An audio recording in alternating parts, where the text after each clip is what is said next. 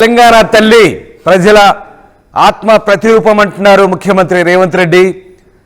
ఆత్మ గౌరవానికి ప్రతీక అంటున్నారు. ఈ నేపథ్యంలో తెలంగాణ తల్లి విగ్రహావిష్కరణ చేసుకున్నామంటున్నారు. సో ఎట్టి పరిస్థితుల్లో తెలంగాణ తల్లి విగ్రహాన్ని కించపరిచిన, అవహేళన చేసిన చట్టపరమైన చర్యలు ఉంటున్నారు. విగ్రహాన్ని మార్చాలని చూసినా అలాంటి ఇబ్బందులు ఎదుర్కోక తప్పదంటున్నారు. సో ముఖ్యమంత్రి చేసిన ప్రకటనతో ఒక్కసారిగా తెలంగాణ తల్లి విగ్రహానికి సంబంధించి వస్తున్నటువంటి అభ్యంతరాల నేపథ్యంలో ప్రభుత్వం ఈ కీలక నిర్ణయాలు అయితే తీసుకుంది. కఠిన చర్యలు తప్పవంటుంది. తెలంగాణ తల్లి విగ్రహం విషయంలో ప్రభుత్వం ఎంత ఖచ్చితమైన ధోరణితో ఉందో అర్థమవుతుంది. సో నిన్న అట్టహాసంగా తెలంగాణ తల్లి విగ్రహావిష్కరణ జరిగింది. సెక్రటేరియట్ ఆవరణలో వేలాది మంది మహిళల సమక్షంలో ముఖ్యమంత్రి విగ్రహాన్ని ఆవిష్కరించారు.